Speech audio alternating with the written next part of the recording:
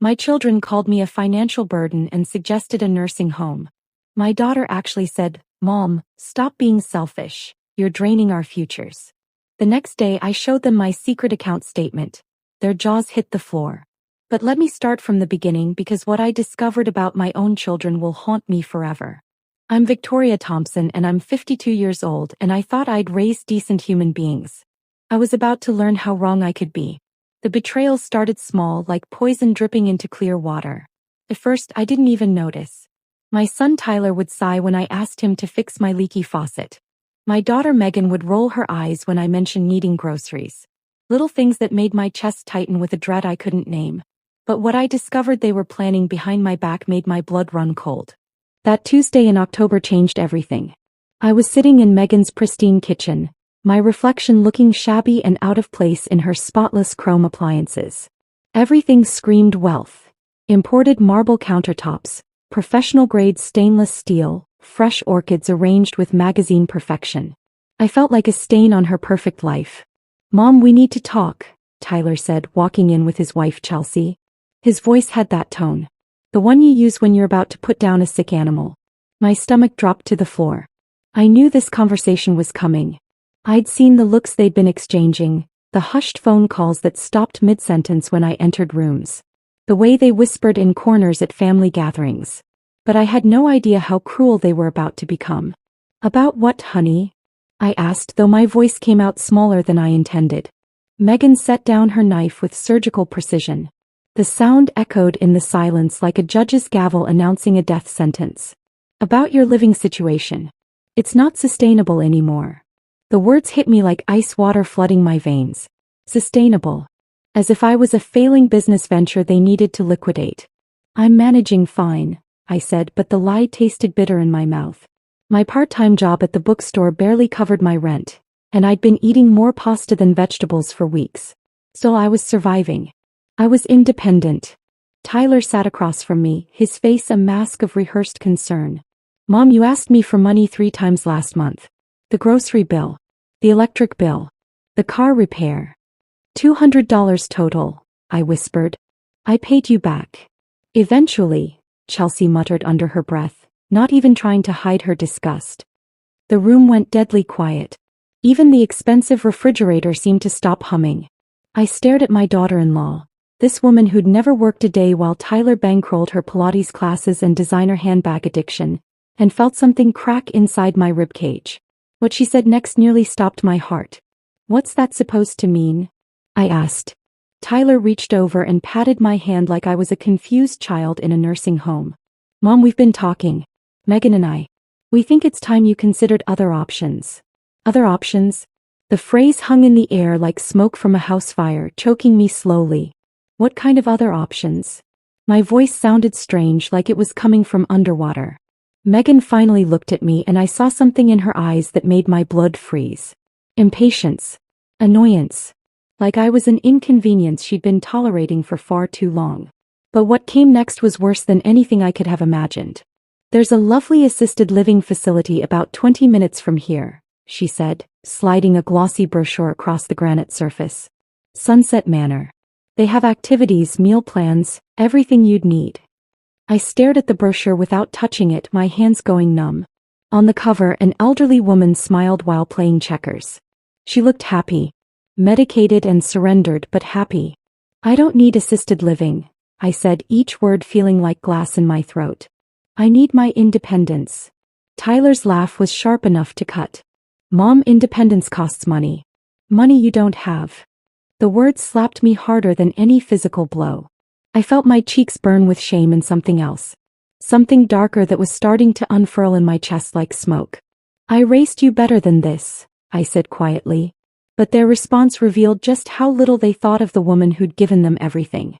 "You raised us to be realistic," Megan shot back, her voice as cold as her marble countertops. "And the reality is you can't afford your lifestyle anymore. The bookstore job is barely part-time. You're 62. 52, I corrected, my voice barely a whisper. "Whatever. You're getting older and we can't keep bailing you out every month." Every month. As if I was some chronic failure bleeding them dry with my pathetic needs. But the real shock was still coming. Chelsea leaned forward, her voice dripping with calculated sympathy. We've done the math, Mom. Between Tyler and Megan's contributions, you're costing us nearly $2,000 a month. That's money we need for our own futures. For our children's college funds. $2,000 a month. The room started spinning. That couldn't be right. A few grocery runs, one car repair, help with rent that one time. That's not accurate, I said, but my voice lacked any conviction. It is, Tyler said with brutal finality. We've been keeping track. Keeping track. Like I was an expense report they needed to audit and eliminate. Then Megan delivered the killing blow that would change everything between us forever. Mom, stop being selfish. You're draining our futures. The words hit me like a physical assault. I actually gasped, my hand flying to my chest as if she'd plunged a knife there. Selfish. After 30 years of putting them first, of sacrificing my own dreams, my own happiness, my own financial security for their education, their weddings, their down payments, I was selfish. The taste of copper flooded my mouth. My vision blurred at the edges. I think I should go, I whispered. Mom, don't be dramatic, Tyler said, but I was already standing on unsteady legs. We're trying to help you, Megan added, her voice now tinged with guilt that came too little too late.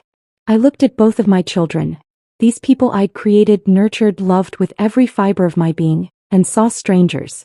Cold, calculating strangers who saw me as nothing more than a financial burden to be managed and discarded. But they had no idea what I was about to discover about myself. And what I was going to do with that knowledge would destroy them. I'll think about it, I said, though revenge was already blooming in my mind like a dark flower. I drove home in a fog of shock and pain, their words echoing in my head like a broken record. Burden. Draining their futures. Selfish. $2,000 a month. My apartment felt smaller when I walked in, shabbier. The worn carpet, the second-hand furniture, the stack of bills on my kitchen table. Everything screamed poverty. Everything screamed failure. Everything screamed exactly what they thought I was. I sat on my threadbare couch and cried. Deep, ugly sobs that came from somewhere I'd kept locked away since my husband died. I cried for the dreams I'd abandoned to raise them. I cried for the sacrifices that meant nothing. I cried for the naive woman I'd been who thought love and sacrifice would be enough. But then I stopped crying. And I started remembering. Because my children had made one crucial mistake. One devastating error in judgment that was about to cost them everything. They thought they knew everything about my financial situation. They thought the struggling bookstore clerk they saw was all I was. They thought I was exactly as pathetic and dependent as I appeared. They had no idea about the other me. The me I'd hidden so carefully for 27 years. The next morning I woke up with crystalline clarity. No more tears, no more self-pity. Just cold, calculating determination that felt like ice water in my veins. I made myself coffee with hands that no longer shook and sat at my kitchen table with my laptop. With fingers as steady as a surgeon's, I logged into an account my children didn't know existed. An account I'd been building in secret since Tyler was 7 years old.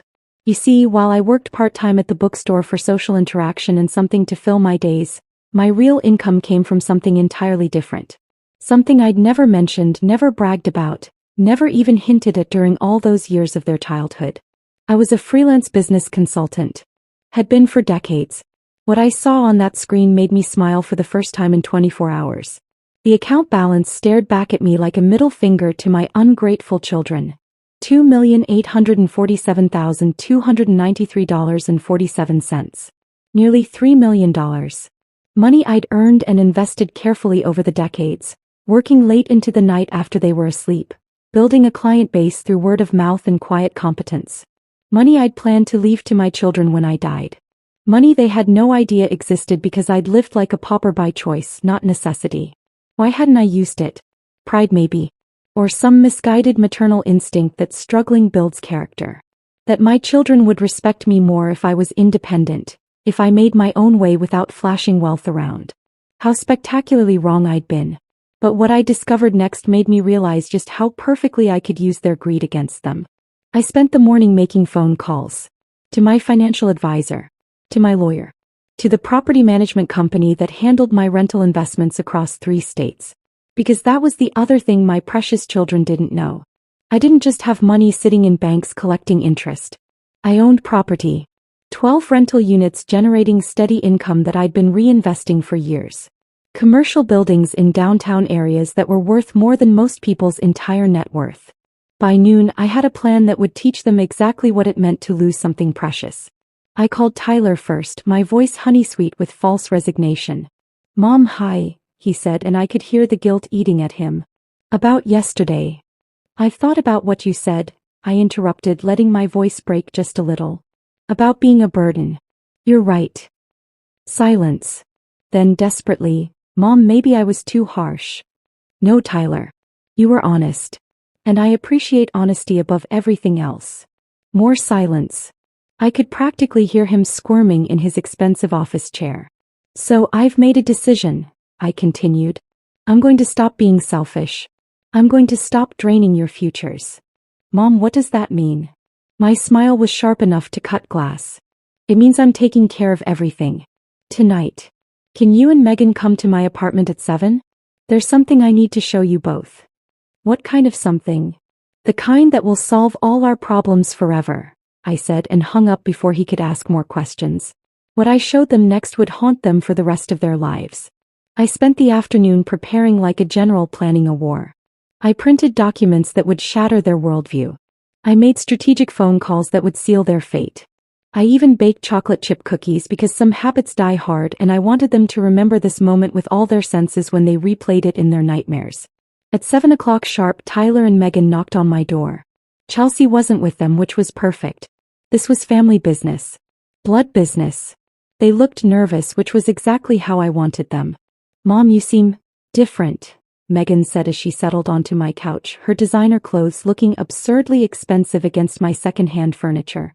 "I feel different," I said, setting down the plate of cookies with surgical precision. Neither of them touched them. Clear-headed. Like I've been living in a fog for years and suddenly I can see everything with perfect clarity. Tyler shifted uncomfortably, his Adam's apple bobbing. "About yesterday."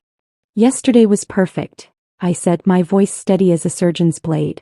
"It showed me exactly where I stand with my children. Exactly how you see me. Exactly what I mean to you." Megan's face started to crumple with guilt. "Mom, we don't want you to think that I'm a financial burden who's draining your futures. Because that's exactly what you said. Those were your exact words." The room fell silent except for the tick of my old wall clock. Tick, tick, tick. Like a countdown to their destruction. "But you were right about one thing," I continued, savoring each word. "This situation isn't sustainable." I walked to my kitchen table and picked up a manila folder thick with documents that would change everything. Inside were papers that would rewrite our entire relationship. Bank statements. Investment portfolios. Property deeds. Legal documents. The instruments of their complete and utter humiliation. "So I'm going to fix it," I said, returning to my chair like a queen taking her throne.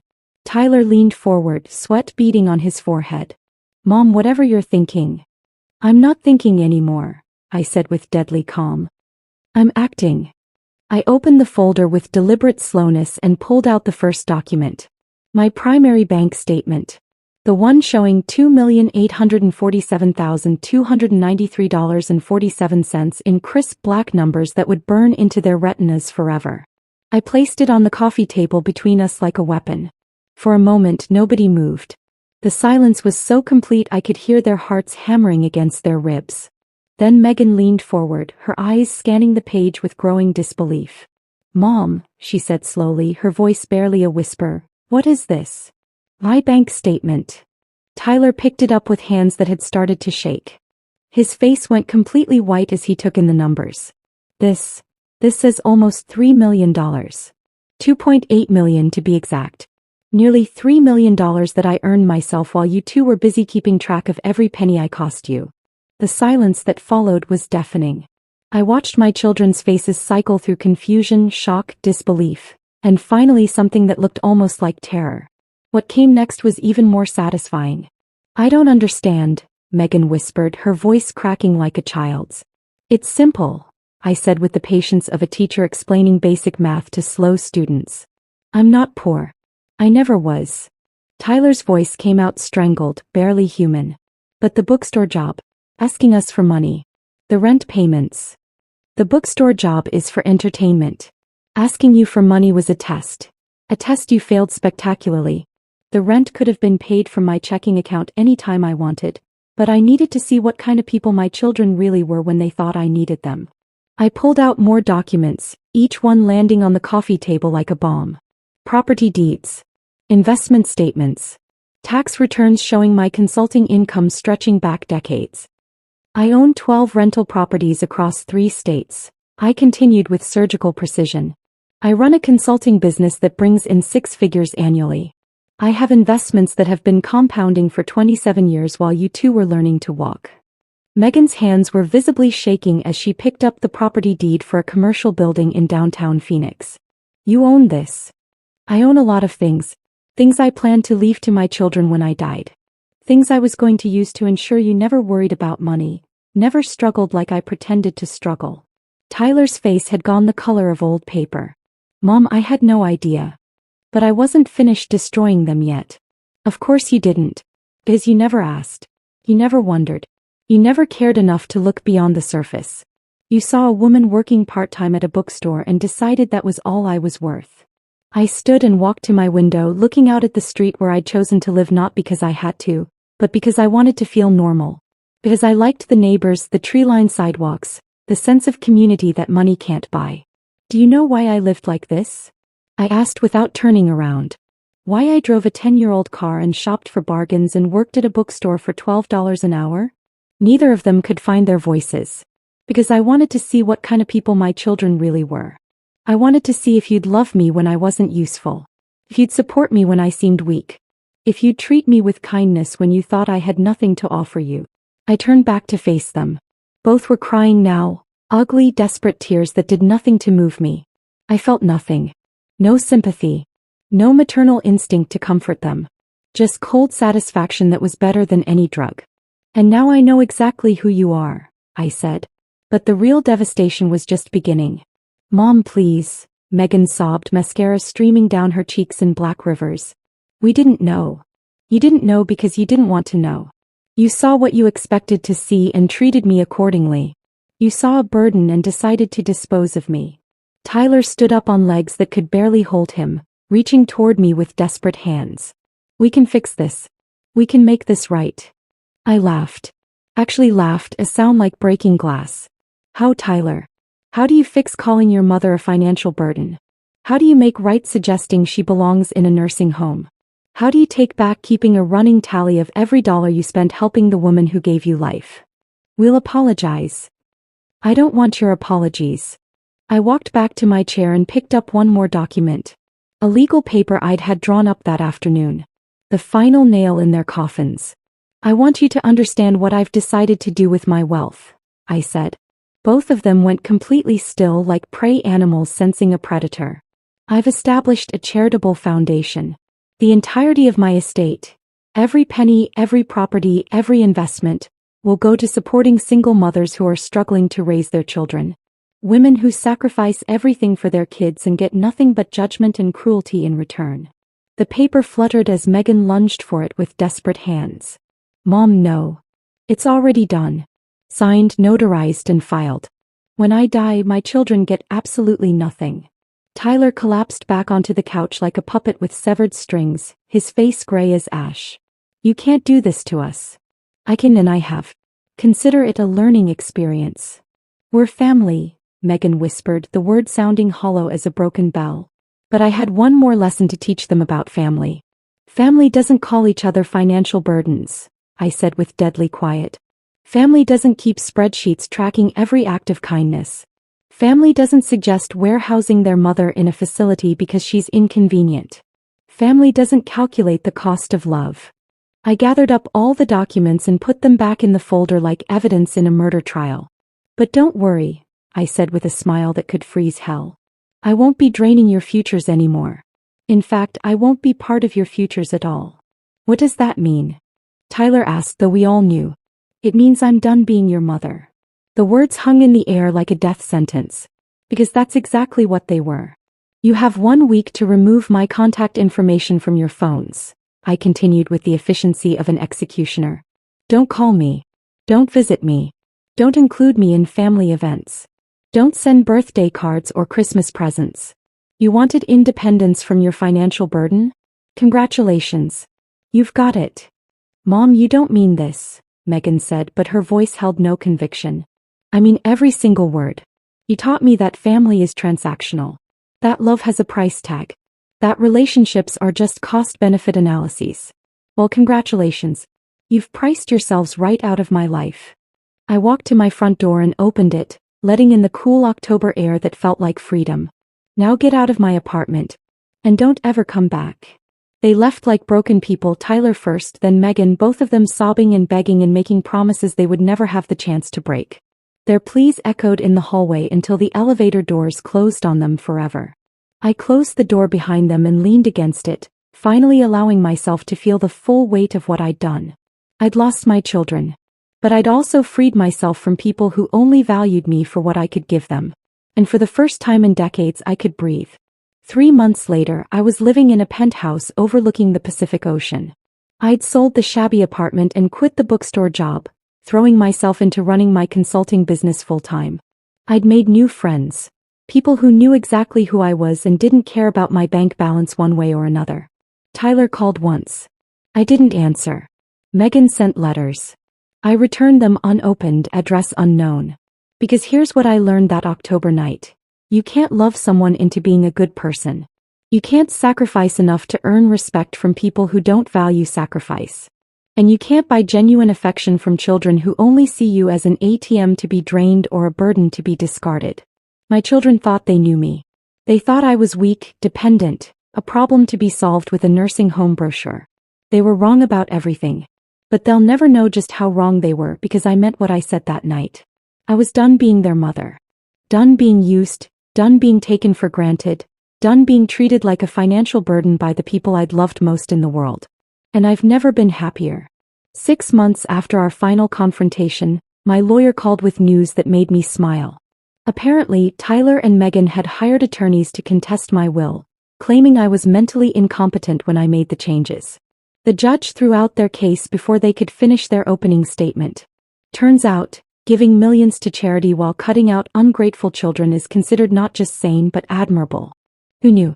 I'm 53 now and I've learned the most important lesson of my life. The people who truly love you won't make you prove your worth with money. They won't keep scorecards of favors owed. They won't set conditions on their affection or calculate the cost of caring. My children failed that test in the most spectacular way possible. But I passed the only test that really mattered. I learned to value myself enough to walk away from people who didn't value me, even when those people shared my DNA and called me mom. Some relationships aren't worth saving. Some bridges are meant to burn. And sometimes, the most loving thing you can do is teach someone that actions have consequences. Even if they're your own children. Especially if they're your own children. In the end, they got exactly what they wanted. Independence from their financial burden. They just never imagined how expensive that independence would be. If this story made you feel something, drop your name and city below. I'd love to know I'm not alone. Hit subscribe for more stories like this. Let's build a community where we share our feelings and learn from each other.